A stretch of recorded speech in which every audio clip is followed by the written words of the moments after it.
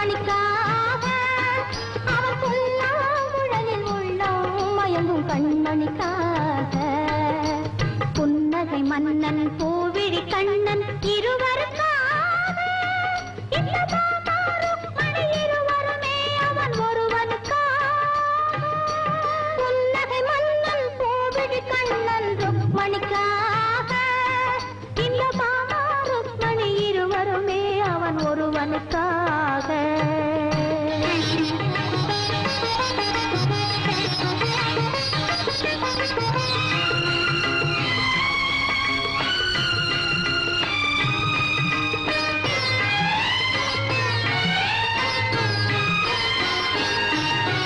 தேவன் முருகன் கோவில் கொண்டது வள்ளியின் நெஞ்சத்திலே அவன் தேவானை என்பொரு பூவையை மணந்தது திருப்பரங்குன்றத்திலே தேவன் முருகன் கோவில் கொண்டது வள்ளியின் நெஞ்சத்திலே அவன் தேவானை என்றொரு பூவையை மணந்தது திருப்பரங்குன்றத்திலே மாலையிட்டாலது ஓர் முறை தான் என நினைப்பது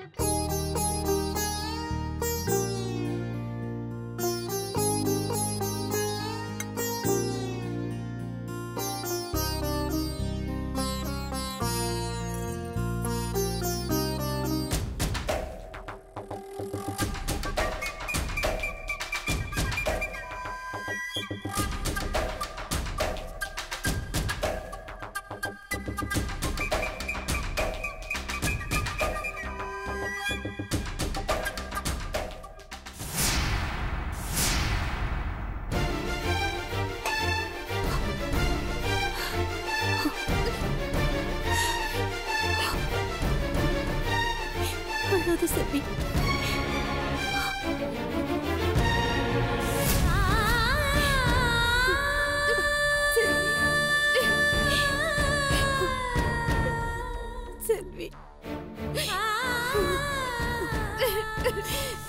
ஃபங்க்ஷன் ரொம்ப சிறப்பா நடந்துச்சு. நீங்க எல்லாரும் குடும்பத்தோட வந்ததுக்கு ரொம்ப தேங்க்ஸ். நீங்க எல்லாரும் கலந்துக்கிட்டதுனால தான் இந்த பூஜை இவ்வளவு சிறப்பா நடந்துச்சு. நீங்க எல்லாம் என் அழைப்பை ஏத்து வந்ததுக்கு ரொம்ப தேங்க்ஸ். மேடம், நீங்க பாட்டு பாடும்போது கூட நின்னு ஒருத்தங்க பாடினாங்களே, அவங்க யாரு? இதுக்கு முன்னாடி நான் அவங்கள பார்த்ததே இல்லையே. அது வந்து அவங்க யாருன்னு நான் சொல்றேன். அவங்க பேரு செல்வி. செல்வி, இங்க வா. இவங்கள அவங்க நிறைய பேருக்கு தெரிஞ்சிருக்காது.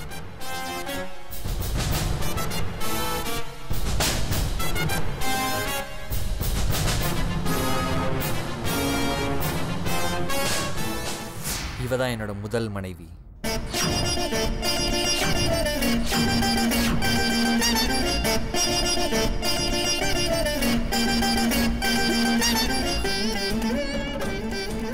நீங்க எல்லாரும் மாயா தான் என்னோட மனைவின்னு நினைச்சிட்டு இருக்கீங்க.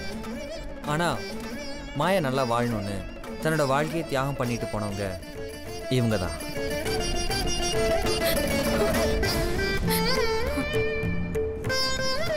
அஞ்சு வருஷம் கழிச்சு இவங்க திரும்ப வந்திருக்காங்க. இன்னும் கொஞ்ச நாள்ல எனக்கும் மாயாவுக்கும் டைவர்ஸ் ஆக போகுது.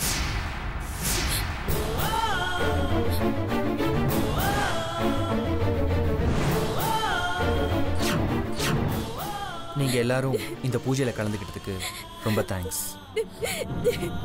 மாயா, மாயா,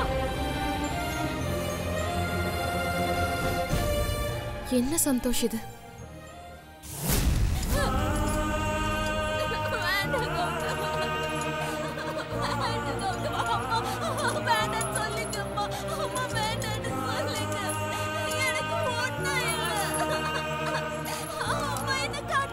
என்ன இவன் வேற கட்டி போடுறான் இந்த பைத்தியத்தை. நம்ம பிளான் இனிமே என்ன ஆகிறது? என்ன பண்றது?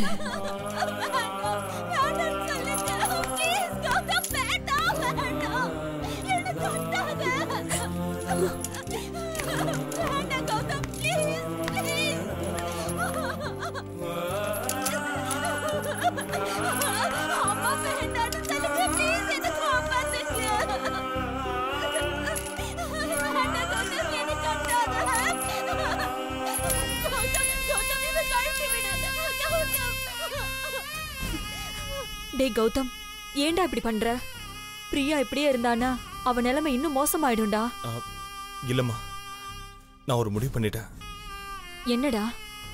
அவளை ஹாஸ்பிட்டல்ல சேர்த்துடலாம்.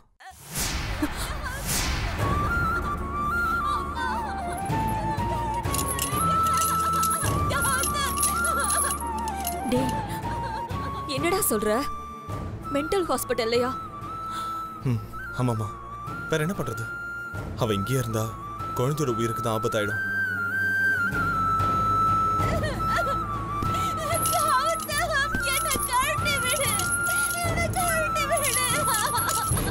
ஐயோ, பிரியாவை வச்சு அஞ்சலியை கொல்லலான்னு பிளான் போட்டா இவன் அவளை ஹாஸ்பிட்டல்ல சேர்க்க போறேன்னு சொல்றான்.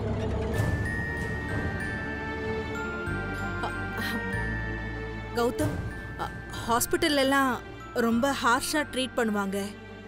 பிரியாவை வீட்லயே வச்சு ட்ரீட்மெண்ட் கொடுக்கலாமே. அதான் ட்ரை பண்ணுமேங்க. அவளோட நிலைமையில எந்த முன்னேற்றமும் இல்லையே. நாளுக்கு நாள் அவ மோசமாயிட்டு தானே போயிட்டு இருக்கா. அவளை ஹாஸ்பிட்டல்ல சேர்க்கறது எனக்கு நல்லதுன்னு தோணுது.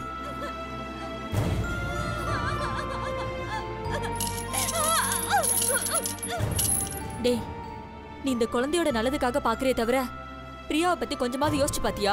மா, நாம என்ன பண்ண முடியும் சொல்லுங்க?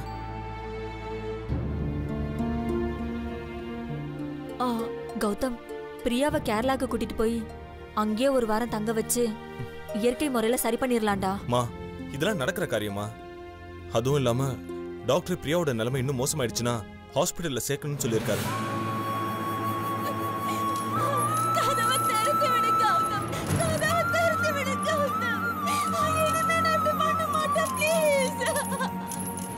மா, அவ இப்ப மூர்க்கத்தனமா குழந்தைய கொல்லணும்னு அலையறா. அவளை வீட்டுல வச்சு பாத்துக்க முடியாதுமா. கௌதம் சார், நாங்க வேணா வீட்டை விட்டு போயிடுறோமே. என்னங்க நீங்க புரியாம பேசுறீங்க? ஏற்கனவே அஞ்சலிக்கு வீட்டுக்கு வெளியே பெரிய ஆபத்து இருக்கு. அஞ்சலிக்கு பதிலா தான் காவியாவை மாத்தி கொண்டுட்டானுங்க. நீங்க வெளியே போனா மட்டும் எப்படி நிம்மதியா இருப்பீங்க? அஞ்சலியோட உயிரை காப்பாத்த தான் நான் இவ்ளோ போராடிக்கிட்டு இருக்கேன். இப்ப என்னடா பண்றது? டாக்டர் கிட்ட பேசிட்டமா, ஹாஸ்பிட்டல்ல சேர்த்துடலாம். என் மனசு கேட்கலடா. பிரியா எப்படி எல்லாம் இருந்தவ, அவ ஹாஸ்பிட்டல்ல போய் சித்திரவதை படணுமா?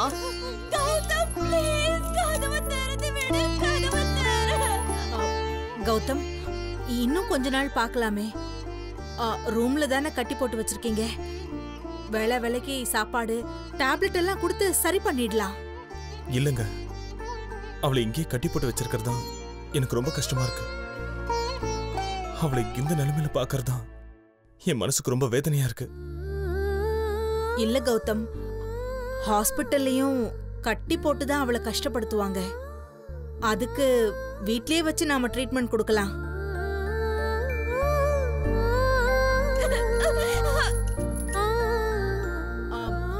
ஹாஸ்பிட்டல்ல ரொம்ப கஷ்டப்படுத்துவாங்க, அடிப்பாங்க, ஷாக் ட்ரீட்மெண்ட் கொடுப்பாங்க.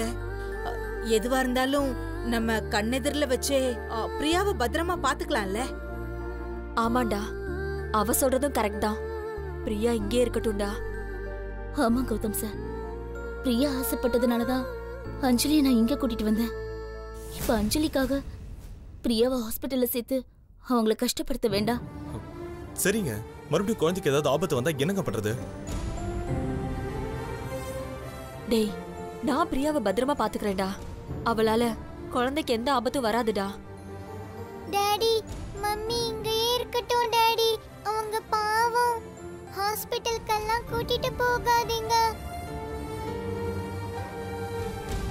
சரிடா, ஆனா மம்மி கிட்ட நீ ரொம்ப ஜாக்கிரதையா இருக்கணும். அவங்களே உன்னை கூப்பிட்டாலும் நீ அவங்க கிட்ட போக கூடாது.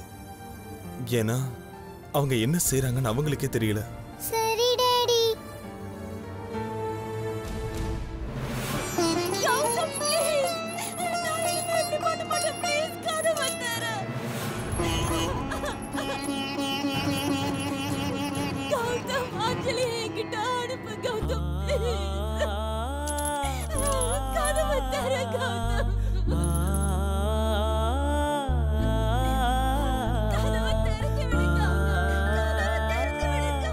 பிரியா இப்படி கத்தி கேட்டாலும் அழுது கேட்டாலும் பாவமா கேட்டாலும் அஞ்சலியை யாரும் அவகிட்ட அனுப்பிடாதீங்க.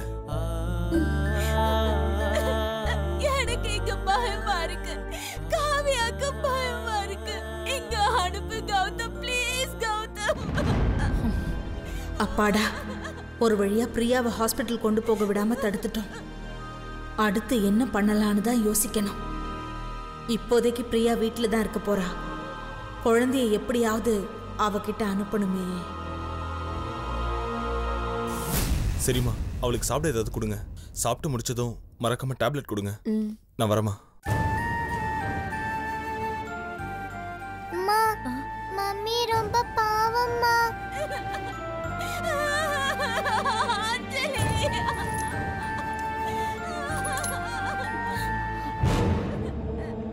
இவளே சாக போறவ, இவ அந்த பைத்தியத்தை பார்த்து இறக்கப்படுறா. செல்வி, செல்வி. என்ன சந்தோஷ்? பசிக்குது, சாப்பாடு எடுத்து வை. சரி.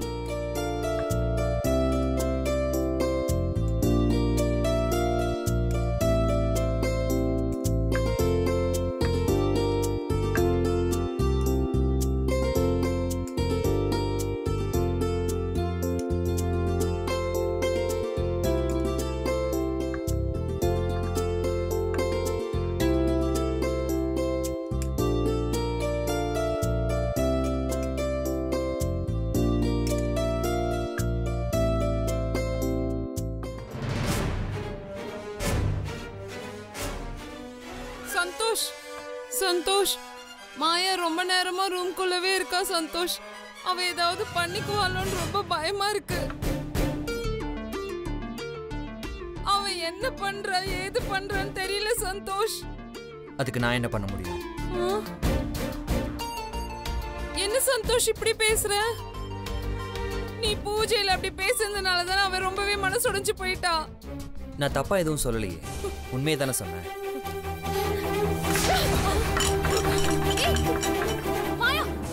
ஏய், உனக்கு என்ன பைத்தியமா பிடிச்சிருக்கு?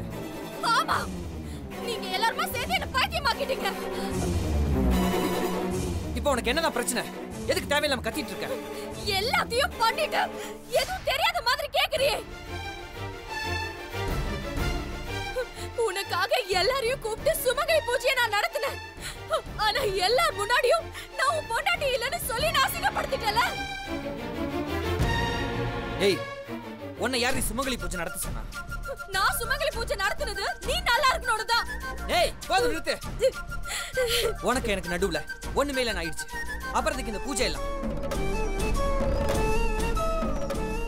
உனக்கு அதுல நம்பிக்கை இல்லைனாலும் பரவாயில்ல சந்தோஷ். நீ எதுக்கு வந்தவங்க எதிர்க்க? இவதான் உன் பொண்டாட்டி. எனக்கும் உனக்கும் டைவர்ஸ் ஆக போகுதுன்னு ஏன் மனசை புண்படுத்தின? அவங்க எல்லாம் என்ன எவ்வளவு கேவலமா நினைச்சிருப்பாங்க.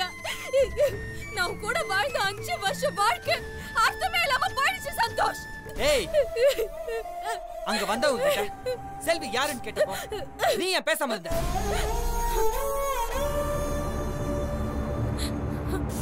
அந்த நேரத்துல நானும் பேசாம இருந்திருந்தா எல்லாரும் செல்வியை தப்பா நினைச்சிருப்பாங்க. இது நியாயமா செல்விக்கு சேர வேண்டிய அங்கீகாரம். செல்வி என்னோட மனைவின்னு சொன்னதும் நீ என்ன விட்டு பிரிய போறன்னு சொன்னதும் உண்மைதானே? இத்தனை வருஷமா நான் உனக்காகவே வாழ்ந்தது இந்த நிமிஷம் வரைக்கும் உன்னையே மனசுல நினைச்சிட்டு இருக்கிறது எல்லாம் வேஸ்டா? நீ பொறுத்தல என்ன நினைச்சிட்டு இருந்தா வேஸ்ட் தான். உனக்கு என் மேல இருக்கிற காதல் எனக்கு ஓ மேல இருந்தா நீ பண்றதுல அர்த்தம் இருக்கும். ஆனா எனக்கு ஓ மேல எந்த விருப்பமும் இல்ல, எந்த காதலும் இல்ல. நீயா என்ன பத்தி நினைச்சு என்ன காதலிச்சு எனக்காக வாழ்ந்தா அதுக்கு நான் என்ன பண்ண முடியும்?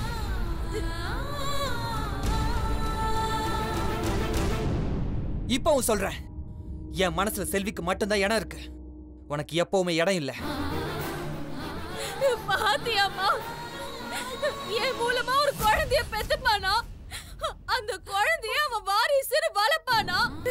ஆனா பொண்டாட்டின்ற அங்கீகாரத்தை அந்த செல்விக்கு மட்டும் கொடுப்பானா? இது எந்த ஊர் நியாயமா?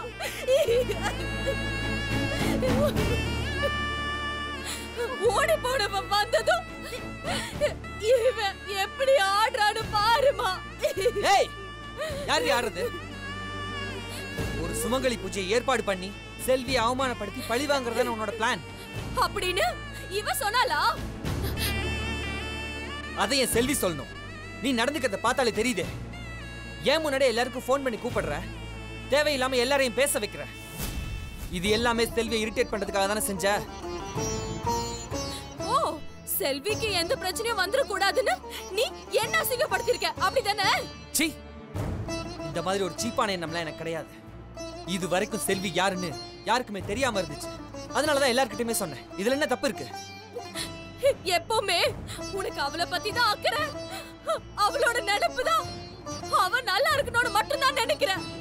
நான் ஏகேடு கெட்டு போனாலும் உனக்கு என் மேல அக்கறையோ இல்ல, நான் அழிஞ்சு போனாலும் உனக்கு கவலையோ இல்ல. உன்னையே நினைச்சு நான் இத்தனை வருஷம் வாழ்ந்தது, உன்னையே நம்பினது எல்லாமே வேஸ்ட். என் நம்பிக்கை எல்லாம் வீணா போயிடுச்சு. மாயா கத்தாதடி, எதுவா இருந்தாலும் பொறுமையா பேசலாம்டி.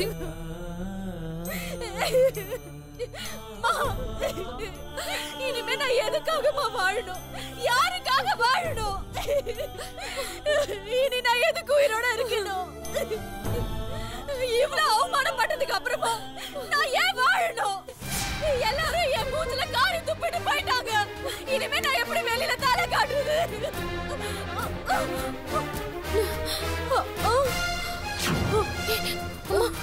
மூக்குல இருந்து ரத்தம் வருது.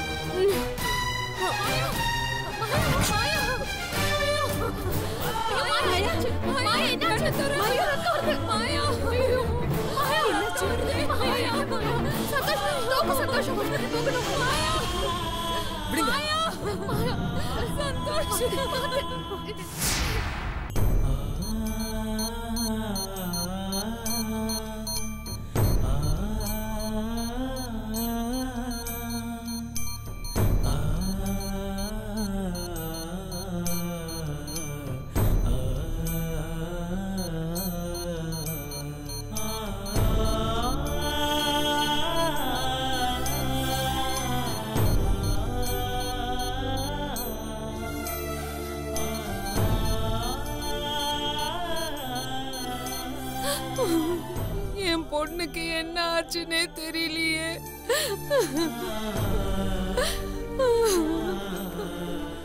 ஆண்டி, கவலைப்படாதீங்க, அவளுக்கு ஒன்றும் ஆகாது.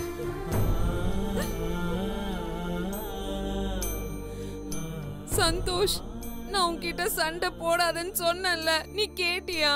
இப்ப பாரு, அவன் மூக்குல ரத்தம் வந்து சாவ கிடக்குறா. ஆண்டி, அவளுக்கு ஒன்றும் ஆகாது. நீங்க அழாம அமைதியா இருங்க. உங்களை டாக்டர் கூப்பிடுறாங்க. ஓகே.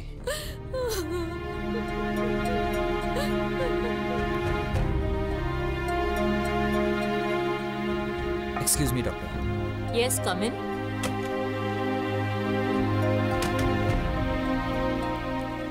வாங்க சந்தோஷ், உட்காருங்க. Thank you doctor. சந்தோஷ், உங்ககிட்ட ஒரு முக்கியமான விஷயம் பேசணும். சொல்லுங்க டாக்டர். மாயாவோட கண்டிஷன் ரொம்ப மோசமா இருக்கு சந்தோஷ். அதுக்கு நான் என்ன பண்ண முடியும் டாக்டர்? அவளோட இந்த நிலைமைக்கு காரணம் அவளோட திமிரு, ஆணவம் தான் டாக்டர். சின்ன சின்ன விஷயத்துக்கெல்லாம் என்ன மட்டும் இல்லை, வீட்டில் இருக்கிற எல்லாரையுமே போட்டு கஷ்டப்படுத்துறா டாக்டர். அவளோட கெட்ட எண்ணத்துக்கு தகுந்த மாதிரி தான் அவளுக்கு எல்லாமே கெட்டதாவே நடக்குது. அவளோட இந்த நிலைமைக்கு நாங்கள் யாருமே காரணம் இல்லை டாக்டர். சந்தோஷ், நீங்க ஏன் இப்படி பேசுறீங்க? நான் பேஷண்டோட கண்டிஷனை பத்தி சொல்லிக்கிட்டு இருக்கேன். டாக்டர், அவளை பற்றி அவளோட கேரக்டர் பற்றி எனக்கு ரொம்ப நல்லாவே தெரியும். அவளை பற்றி என்கிட்ட எதுவும் சொல்லாதீங்க. எனக்கு அவ்வளோ டென்ஷனாக இருக்கு. அவள் எப்படி போனாலும் அதை பற்றி எனக்கு கவலை இல்லை டாக்டர். ட்ரீட்மெண்ட்க்கு எவ்வளோ பில் வருதோ அதை எனக்கு மெயில் பண்ணிவிடுங்க, நான் பே பண்ணிடுறேன். சந்தோஷ். Sorry doctor.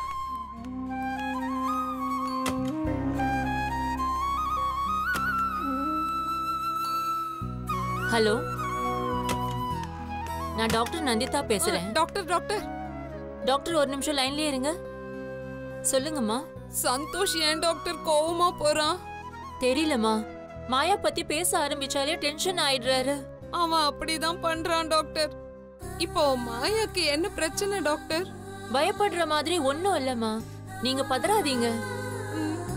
கொஞ்சம் வெளியில வெயிட் பண்ணுங்க, நான் கூப்பிடுறேன். சரிங்க டாக்டர்.